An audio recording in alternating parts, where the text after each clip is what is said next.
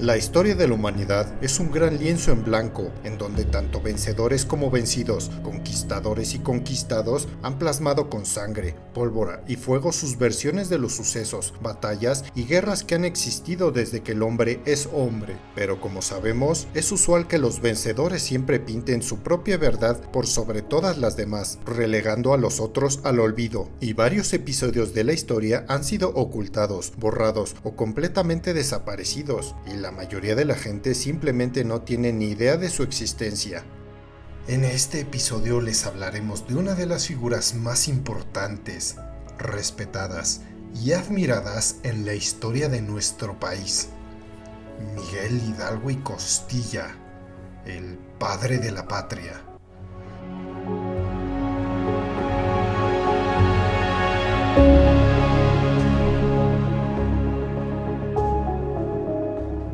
Los que nacimos en México sabemos de sus hazañas, pues en los libros oficiales de historia siempre se nos contó cómo Miguel Hidalgo era un cura que se enarboló con un estandarte de la Virgen del Tepeyac y proclamó a los cuatro vientos que el mal gobierno debía morir y que México debía de ser una nación independiente. Y así comenzó la Guerra de Independencia en México, en el año de 1810, y de allí el cura consiguió victoria tras victoria, sumando más adeptos a su causa independentista, y que él, junto a sus colaboradores como Ignacio Allende, José Ortiz de Domínguez y Juan Aldama, lograron poner en jaque a la corona española. Y no fue sino hasta que dentro del mismo movimiento independentista comenzaron las discusiones y los desacuerdos, y al final eso fue la causa de las posteriores derrotas del padre de la patria, derrotas que llevarían a su encarcelamiento y a su posterior fusilamiento a manos de las fuerzas realistas españolas. Pero, ¿qué pensarías si te dijera que gran parte de eso es cierto? Pero como en todo gobierno que se encarga de la educación, sea de derecha, centro o izquierda, este solo quiere que sepas lo que ellos desean, y que omitieron gran parte de la verdadera historia de Miguel Hidalgo y Costilla. ¿Qué pasaría por tu mente si te dijera que el gran padre de la patria no fue solo un héroe engrandecido y puesto en un pedestal por los gobiernos en México durante más de 2 siglos, sino que también fue un hombre con virtudes y muchos defectos, y que como todo hombre, cometió demasiados errores y actos atroces para lograr su cometido? Bueno, si quieres saber más de la verdadera historia de Miguel Hidalgo y Costilla, que no te cuentan en la escuela, quédate con nosotros para que se te abran esos ojos y no caigas en los cuentos míticos que repiten como rezo en los libros oficiales.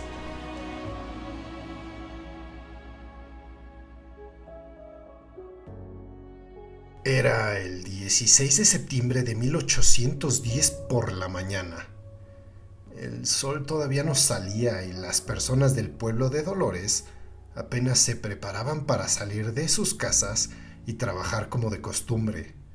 La mayoría de ellos en el campo, pues casi todos eran indígenas campesinos. Aquel 16 de septiembre parecía ser para ellos un día igual a los demás, hasta que la cotidianeidad de los habitantes de la Nueva España se vio sacudida. El cura Miguel Hidalgo y Costilla, en compañía de Ignacio Allende y Juan Aldama, corrió con un estandarte de la Virgen de Guadalupe en mano a la parroquia del pueblo, proclamando la independencia de México y la muerte al mal gobierno de la corona española.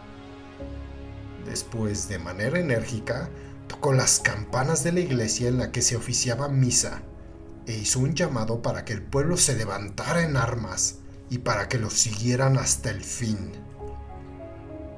Y desde ese entonces, la figura del sacerdote de cabello blanco ha sido recordada. Se convirtió en uno de los personajes de la historia mexicana más prominentes y un héroe de la independencia de México.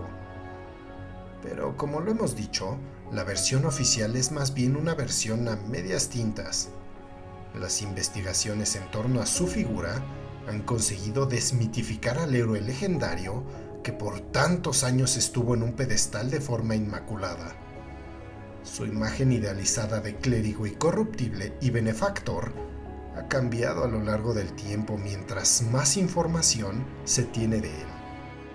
Miguel Gregorio Antonio Ignacio Hidalgo y Costilla Gallaga Mandarte y Villaseñor nació en la hacienda de San Diego Corralejo, en Pénjamo, anteriormente Obispado de Michoacán, el 8 de mayo de 1753, siendo el segundo de 4 hijos del matrimonio formado por Cristóbal Hidalgo y Costilla, administrador de la hacienda, y Ana María Gallaga.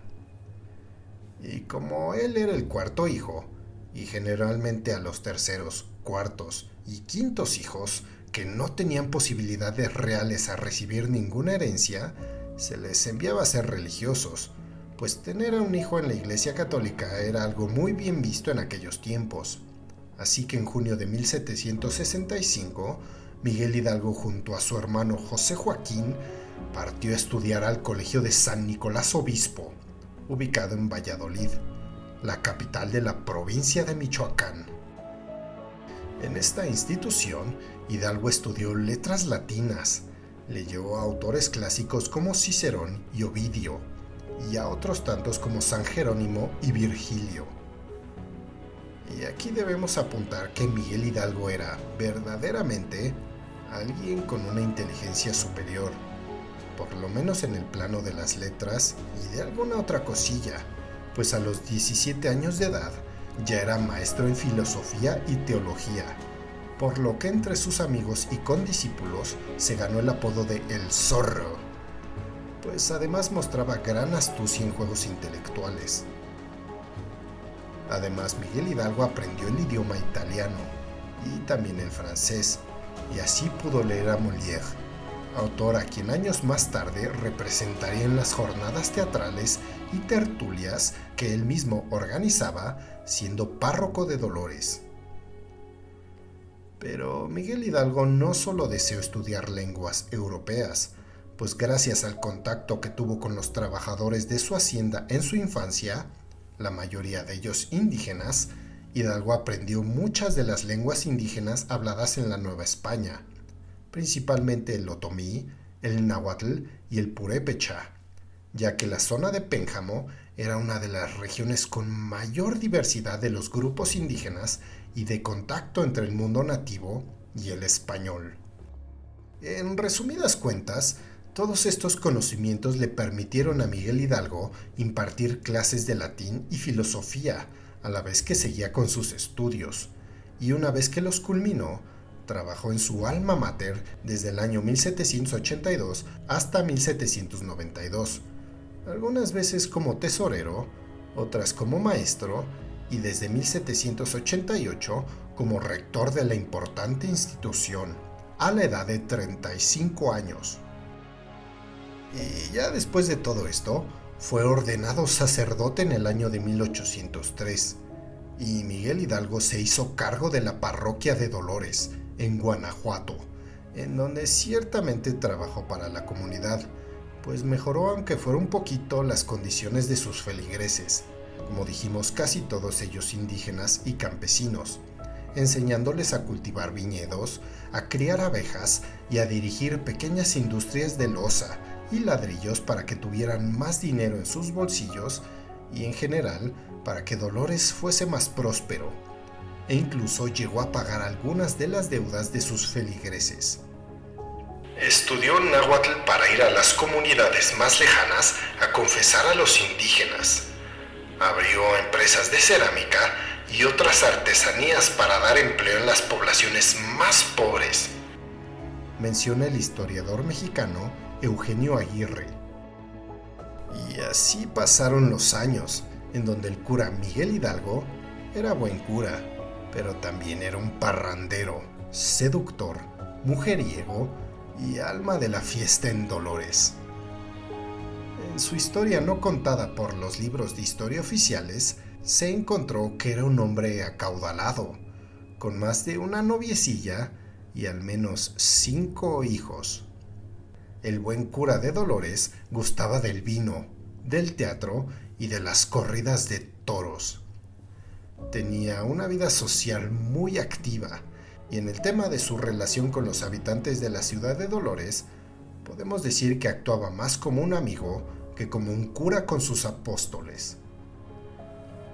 Y todo parecía ir bien, hasta que al amante del jolgorio Miguel Hidalgo le pegaron donde más le dolía, en su bolsillo.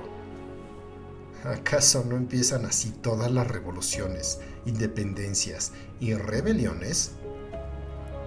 Según cuenta Eugenio Aguirre, la posición de Miguel Hidalgo en contra de la corona española comenzó cuando su riqueza empezó a bajar por la imposición de impuestos para financiar a la corona española, que en ese momento estaba enfrascada en una guerra contra Napoleón Bonaparte, una guerra que acabaron perdiendo cuando este conquistó casi toda la península ibérica. Hidalgo nunca buscó la conspiración, nunca buscó la lucha insurgente, menciona Eugenio Aguirre en su libro Hidalgo, entre la virtud y el vicio. Sino que fue la conspiración quien lo buscó, y fueron por él, porque era un personaje querido por todos los estratos sociales. Pensaron que podían traer a la causa a los hombres ricos y poderosos de la Nueva España, que podían dar dinero y ejércitos que habían formado en sus haciendas. Así que Miguel Hidalgo no deseaba la independencia de México, sino lo que buscaba realmente era que España no les cargara la mano a los criollos con tantos impuestos. Y aquí va el primer golpe para abollarle la faz de héroe legendario al padre de la patria. Y también, en resumidas cuentas, fue otro grupo de personas quienes planearon la independencia. Ellos buscaron al cura por su cercanía con diferentes estratos sociales, pero sobre todo con los hombres ricos y poderosos que tal vez podían unirse a su lucha. En Querétaro se gestaba una conspiración organizada por el corregidor Miguel Domínguez y su esposa Josefa Ortiz de Domínguez. Y también participaban los militares Ignacio Allende, Juan Aldama y Mariano Abasolo. Y fue precisamente Ignacio Allende quien un par de años atrás había participado en la fallida conspiración de Valladolid, junto con José María Obeso y Mariano Michelena. Y este había sido el responsable de invitar al carismático cura. Pero esta conspiración no buscaba del todo la independencia de México, o por lo menos no en un principio, pues su fin era reunir un congreso para gobernar la Nueva España en nombre del rey español Fernando VII, y ya después lograrían la independencia del país, de algún modo. Hidalgo realmente no buscaba la independencia, sino era partidario de una especie de autonomía, en total acuerdo con la tradición española al respecto. Miguel Hidalgo simplemente buscaba que la Nueva España tuviera un gobierno regional propio, pero para ello era indispensable que se conservara la legitimidad del gobierno, cuya cabeza era Fernando VII. Relata por su parte el historiador e investigador Héctor Fernando Guzmán. Y como dijimos antes, fue Allende el encargado de convencer a Miguel Hidalgo de unirse a su movimiento, ya que además de carismático, el cura de Dolores tenía amistad con personajes muy influyentes de todo el Bajío, e incluso en la Nueva España, como Juan Antonio Riaño, intendente de Guanajuato, y Manuel Abad Iquieipo, obispo de Michoacán. Este pequeño factor les podía ayudar en lo estratégico para amasar un ejército independentista y cobijar a los conspiradores en caso de que algo saliera mal. Pero jamás se consideró a Miguel Hidalgo como un dirigente del movimiento, pues una cosa era ser carismático y amiguero y otra un buen estratega militar. Y el cura de Dolores solo era lo primero. Hidalgo finalmente aceptó y se puso como fecha de inicio para el movimiento el 1 de diciembre, que era el día de la Virgen de San Juan de los Lagos. Y en aquel día pues muchos españoles se reunían para comerciar en una feria cercana a Querétaro. Pero Allende propuso después hacerlo el 2 de octubre, por cuestiones tácticas y militares, pues al final de cuentas, él era el genio táctico del movimiento de independencia, y si debían triunfar, él debía de tomar aquellas decisiones. Pero como en todas las historias, o de algún modo, la información de que había una conspiración para tumbar al gobierno de la Nueva España llegó a los oídos del virrey Francisco Javier Venegas. Este se movió rápido, y pronto el intendente de Guanajuato, Juan Antonio Riaño, ordenó al comandante de la plaza investigar sobre aquellos rumores, y el 11 de septiembre se realizó una redada en Querétaro, cuyo fin era capturar a los responsables. Se logró arrestar a Epigmenio González y se giró orden de aprehensión en contra de Allende, pero este pronto se escapó a una población del Bajío. Y según cuenta la leyenda, doña Josefa fue informada de la captura de sus compañeros y se dispuso a prevenir a Hidalgo sobre el peligro que corría. Pero antes de salir a Dolores, fue encerrada en una habitación por su marido, para que no avisara a los conspiradores. Sin embargo, la corregidora pudo contactar con Allende a través de un tercero, para informar oportunamente a Hidalgo. Y aquí entraría por primera vez el carácter impulsivo y poco confiable de Miguel Hidalgo, pues al parecer este hacía lo que le salía de sus cojones, y al buen cura le pareció madrugar a todos sus compañeros y cambiar todos los planes de Allende. Y entonces el 15 de septiembre, en el poblado de Dolores, y sin consultar a ninguno de sus co-conspiradores, Miguel Hidalgo y Costilla arengó a la población tras la proclamación del famoso Grito de Dolores, el cual la versión oficial le cambió un poquito de todo, pues lo que en realidad vociferó fue más o menos lo siguiente: ¡Viva Nuestra Madre Santísima de Guadalupe! ¡Viva Fernando VII y muera el mal gobierno! Además, Hidalgo liberó a los presos de la cárcel y encarceló a los enemigos de la independencia diciendo: Caballeros, somos perdidos. No nos queda más remedio que ir a coger gachupines. El cura de Dolores, que había llegado con apenas una docena de hombres, logró entonces reunir a 300, armados sobre todo con piedras, palos, machetes y algunas armas de fuego. Y con aquella fuerza la independencia de México había empezado. Y mientras tanto, los co-conspiradores, o sea, los amigos de Hidalgo, no tuvieron de otra más que cerrar filas en favor del cura, y tras asegurar el pueblo de Dolores y poner a toda la población de su lado, decidieron marchar con rumbo a Guanajuato.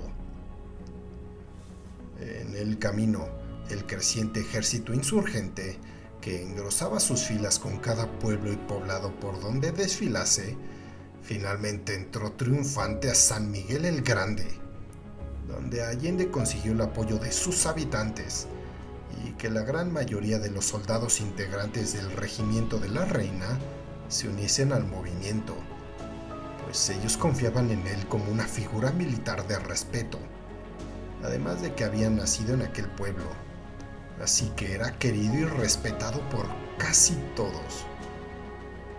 Pero allí empezaron los primeros problemas, pues durante su estancia en el pueblo natal de Allende, tuvo que reprimir con especial dureza a varios miembros del nuevo ejército insurgente que amenazaban con saquear negocios y provocar desmadre, cosa que nada le gustó a Miguel Hidalgo, pues él se había hecho a la idea de que debían de tolerar el saqueo, la rapiña, las violaciones y el asesinato de algunas desafortunadas víctimas, pues de no hacerlo, perdería el respeto de su ejército, y estos no encontrarían su causa como una buena causa para luchar y morir. Además de que argumentaba que para sus hombres la posibilidad de saqueo y venganza era un aliciente, y alimentaba con fuego sus entrañas para luchar con más ahínco.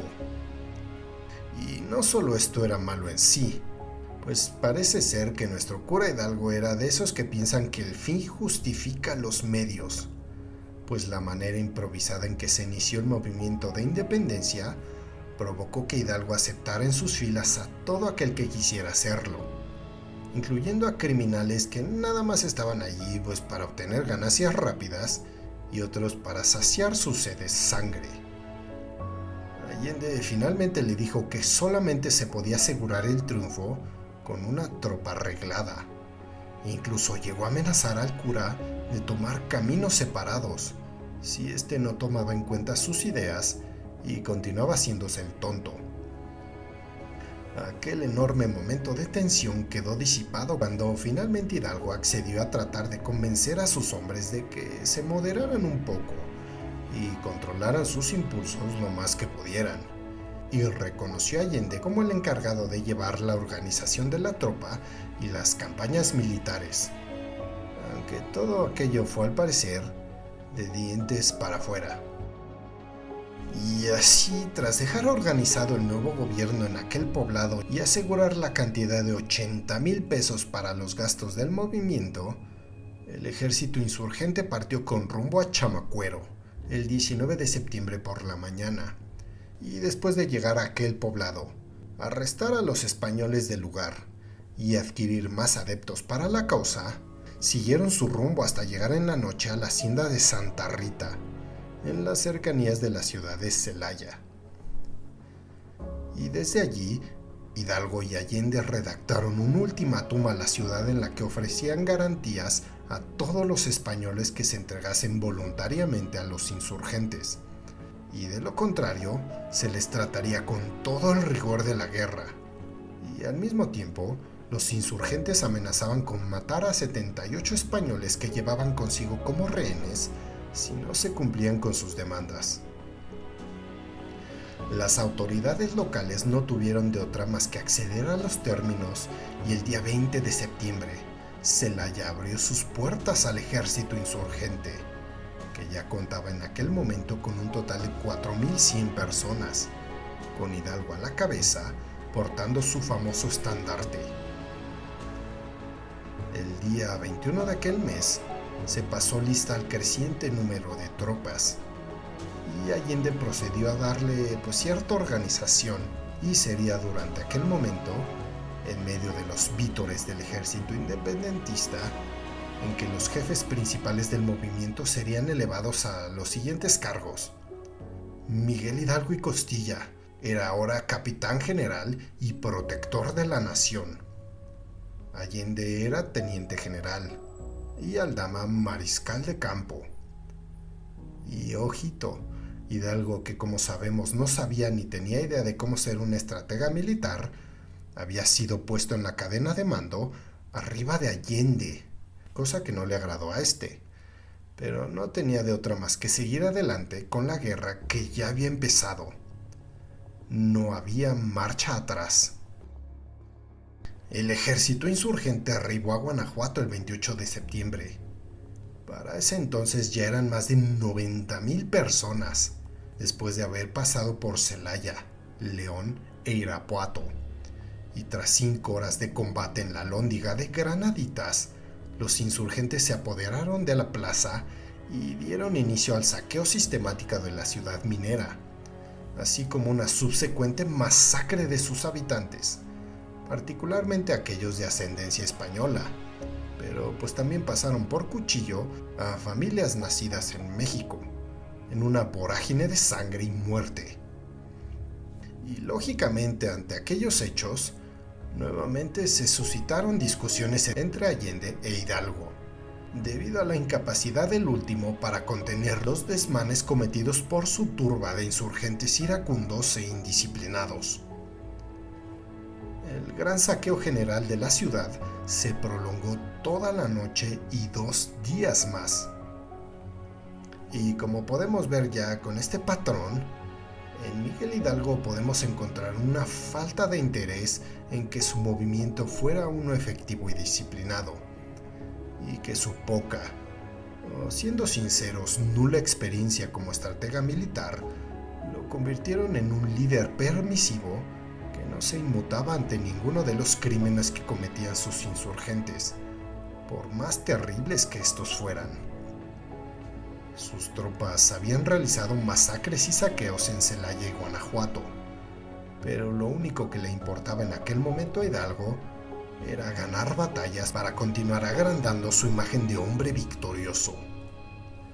El padre de la patria ahora solo luchaba por engrandecer su ego, y gran parte del movimiento independentista se había transformado en un culto a la personalidad de Miguel Hidalgo.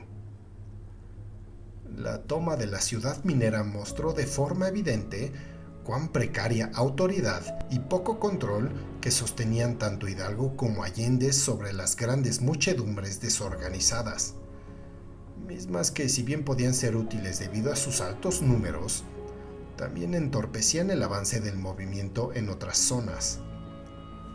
Y por si fuera poco, las acciones cometidas por los insurgentes en aquella población, además de las noticias sobre el arresto y la prisión de los españoles y la confiscación de sus bienes, terminarían costándole muy caro al movimiento independentista.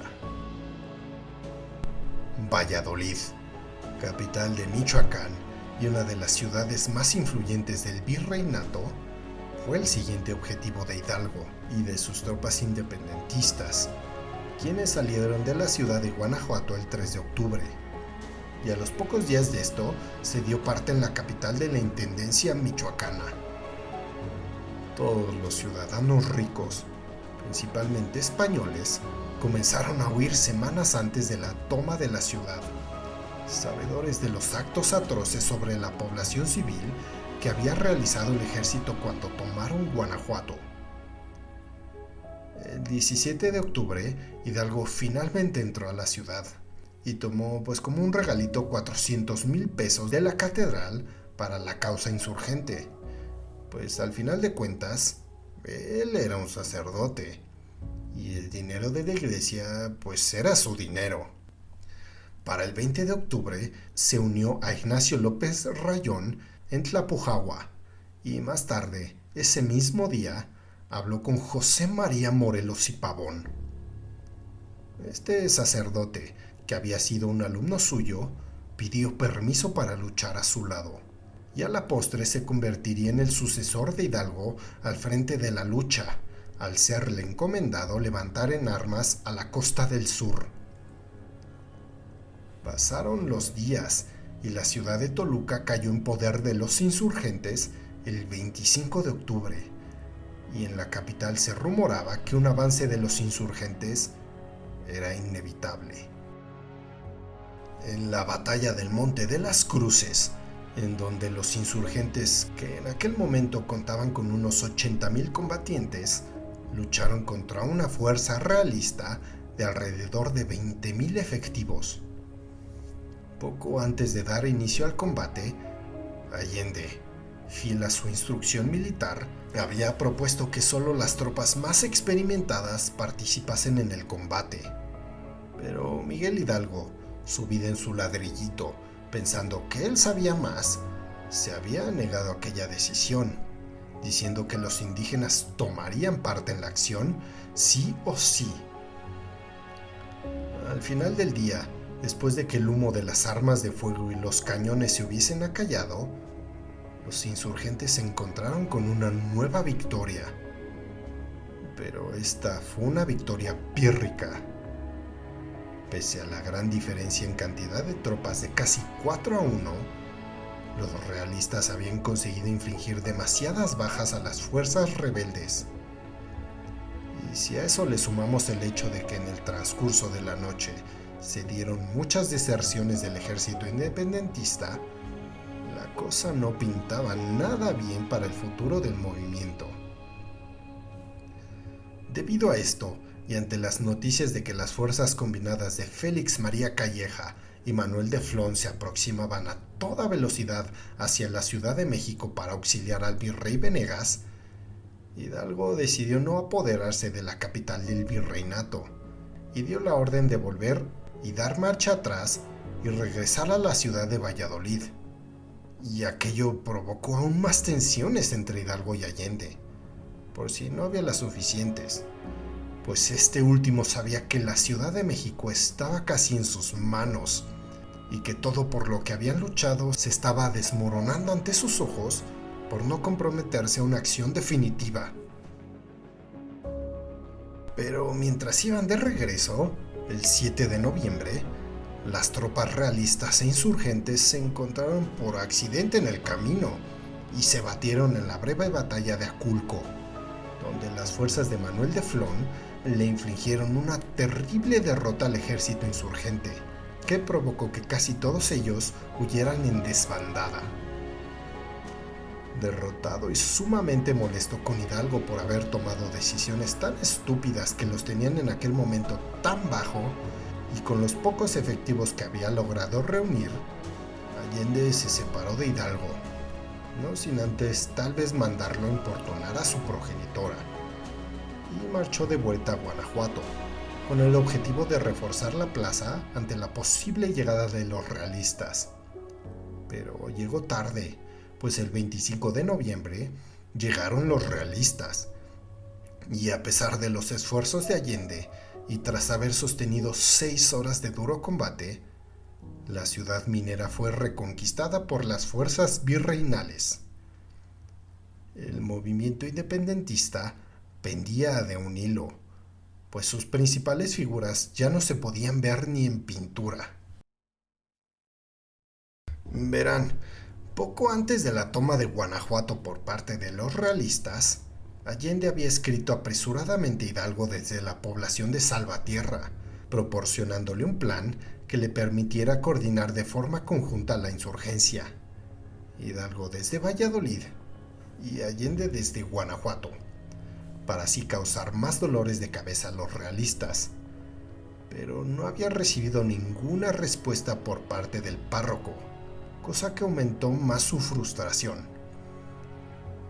Días más tarde, Allende se había enterado de la invitación que había recibido Miguel Hidalgo de acudir a la ciudad de Guadalajara, como si estuviesen de vacaciones, lo que provocó en el militar una gran molestia, por decirlo menos, misma que comunicó a Hidalgo por medio de 2 misivas que envió, en las que le reprochaba al párroco su afán de moverse a la capital del reino de Nueva Galicia sin siquiera considerar la propuesta que éste le había enviado con anterioridad, llegando incluso a afirmar que la razón por la que el sacerdote había aceptado la invitación era para enfilarse hacia el puerto de San Blas, tomar un barco y escapar como un mariquita a Asia o a Europa o a América del Sur. Del mismo modo, Allende trató en vano de convencer a Hidalgo de desistir en su decisión, argumentando que aquello podía provocar irreparables pérdidas para el movimiento, pues de perder a Guanajuato, corrían el riesgo de malograr también Valladolid, la cual Hidalgo había dejado a merced de los realistas tras partir hacia Guadalajara. Y también estaba Zacatecas, desde donde operaba el caudillo Rafael Iriarte, y la misma Guadalajara. Y mientras tanto, Miguel Hidalgo, aún embriagado de su propio orgullo y desmesurado ego, se proclamaba Alteza Serenísima en Guadalajara. Claramente le había negado cualquier ayuda a Allende para recuperar Guanajuato, y este le reclamó su egoísmo y lo acusó de traidor. Sus diferencias y desacuerdos llegaron a tal grado de que Allende, cuando llegó a Guadalajara, tuvo claras intenciones de envenenarlo. Pues aparte, Allende se había enterado de las masacres de españoles que se estaban llevando a cabo por órdenes del generalísimo en las barranquitas localizadas a espaldas del Hospital de Belén. Y fue precisamente en Hidalgo donde ocurrió una de las matanzas más sanguinarias durante la Guerra de Independencia. El 13 de noviembre, un pequeño batallón insurgente comandado por José Antonio Torres atacó la comunidad de Zacualco y derrotó al ejército realista del sitio. Cuando Miguel Hidalgo ingresó a la ciudad, Torres le entregó presos a 700 españoles como muestra de aprecio. Hidalgo había pensado en tenerlos como presos políticos o incluso fichas de cambio llegado el momento, Pero en los días posteriores hubo un rumor sobre una conspiración en la ciudad para echar a los insurgentes. Hidalgo decidió no investigar mucho al respecto, pues optó por asesinar a todos los ciudadanos del pueblo. Así no tendría que estarse molestando en averiguar si aquello era cierto o no.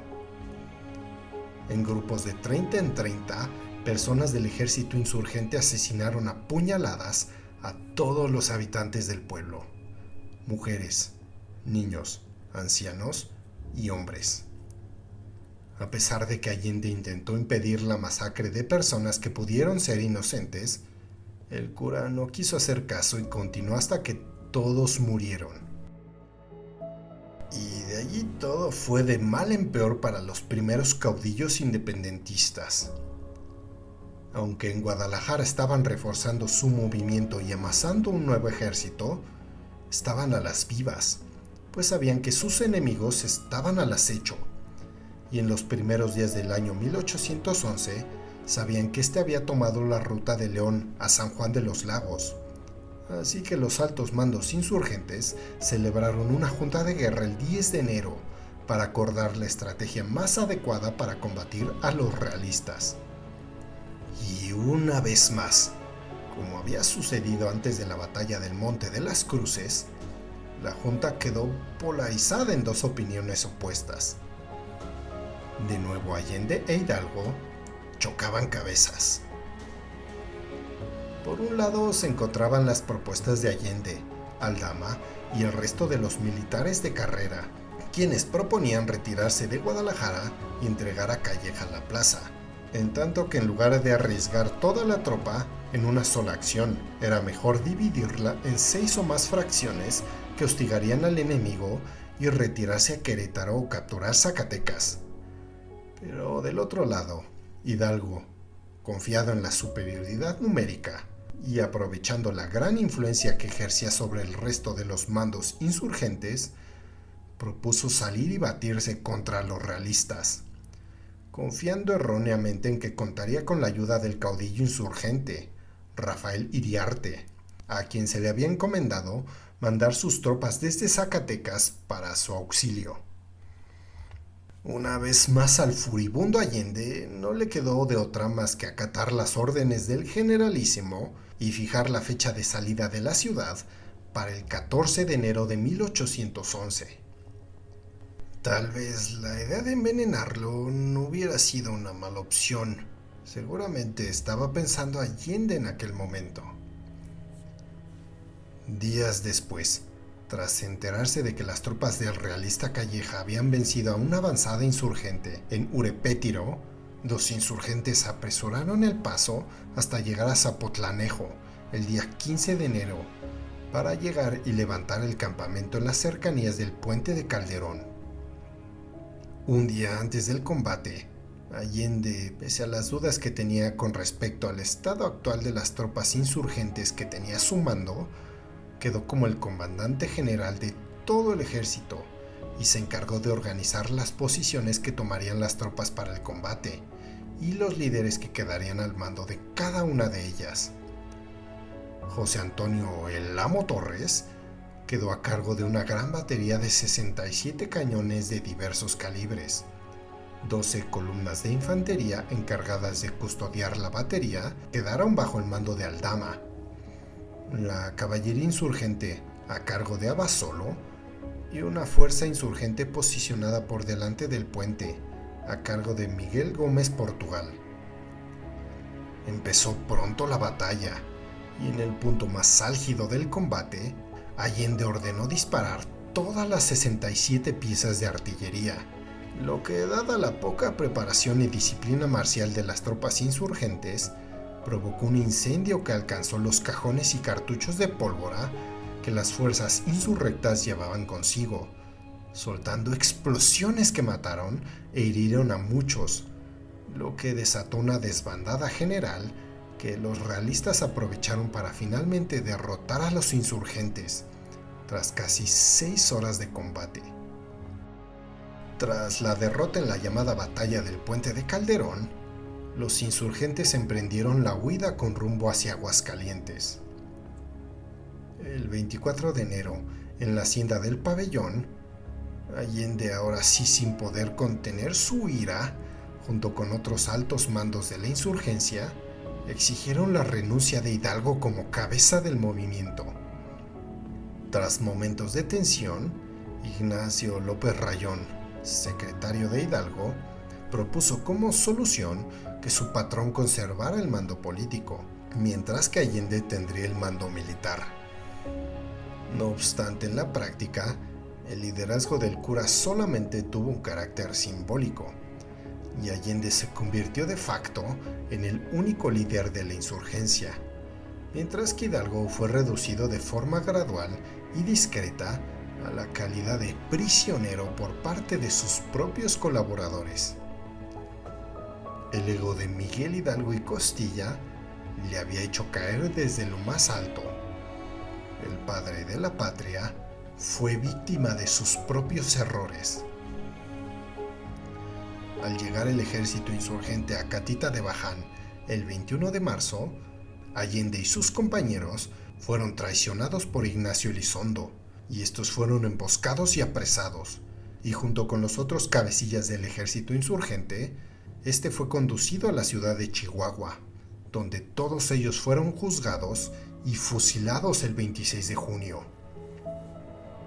Hidalgo, antes de morir, se declaró culpable de todas las matanzas y otros varios crímenes cometidos bajo su liderazgo, pero aquello no cambió su sentencia. Su cadáver fue decapitado y su cabeza colgada de una de las esquinas de la Alhóndiga de Granaditas, lugar donde sucedió el primer gran triunfo insurgente, como escarmiento a la población, y donde permanecería por un total de 10 años, desde el 14 de octubre de 1811 hasta el 28 de marzo de 1821, cuando tras el triunfo del Plan de Iguala, esta fue descolgada, junto con las cabezas de Allende, Aldama y Jiménez, por órdenes de Anastasio Bustamante, donde fueron enterradas con honores en el altar de los Reyes, en la Catedral Metropolitana. Miguel Hidalgo era un hombre de mucha luz, muy divertido y amante del teatro, culto y sensible a los problemas sociales, brillante. Pero cuando empezó la guerra, se descubrió que también era un ser humano con conflictos internos, depresiones y caídas. Menciona Eugenio Aguirre, quien rechaza con todas sus fuerzas la imagen oficial del héroe viejito y bonachón que nos han enseñado en la escuela. En la opinión de este historiador mexicano, el título del padre de la patria le debería de corresponder a José María Morelos y Pavón, otro sacerdote y aprendiz de Hidalgo que en el ámbito militar terminó superando al maestro. Cosa que sinceramente no era tan difícil. Pero la realidad es que Morelos mantuvo viva la llama de la lucha independentista lo suficiente para que ésta triunfara a pesar de todas las adversidades. Morelos también tenía hijos y otros oscuros secretos. No era un hombre impoluto, pero era el máximo estratega del movimiento. A él le debemos la mayoría de las victorias de la época. Pero al final de cuentas, no podemos arrebatarle a Miguel Hidalgo y Costilla su lugar en la historia de México, a pesar de sus errores. Fue un héroe independentista, por supuesto. Fue un hombre que cometió crímenes terribles, también. Finalmente, una cosa no está peleada con la otra. Negar tanto la parte de héroe como de villano le quita la cualidad humana a cualquiera. Miguel Hidalgo no fue un héroe impoluto, no fue un héroe sin errores, no fue un héroe virtuoso. Fue un héroe que cometió crímenes atroces para lograr sus objetivos. Uno que pensaba que el fin justificaba los medios. Uno como tantos héroes en la América Latina y en general en todo el mundo. Uno que debemos recordar tal y como fue, con sus virtudes y sus defectos, pues eso lo humaniza y no le termina quitando ningún mérito. Como siempre hemos dicho en este podcast, el mundo no es blanco ni negro, sino todo es de una miríada de matices de gris. Y en Miguel Hidalgo y Costilla, padre de la patria, podemos ver esto con más claridad. Escúchanos dentro de un mes para el siguiente episodio de Los Archivos de la Historia Secreta. Si te gustó este episodio, contáctanos en nuestras redes sociales. Tanto en Twitter e Instagram nos encontrarás como @crónicasdeguerra solo con la D. Y nuestro correo es crónicasdeguerra@outlook.com. Yo soy José Jorge Primus, el vikingo mexicano, y esto fue Crónicas de Guerra.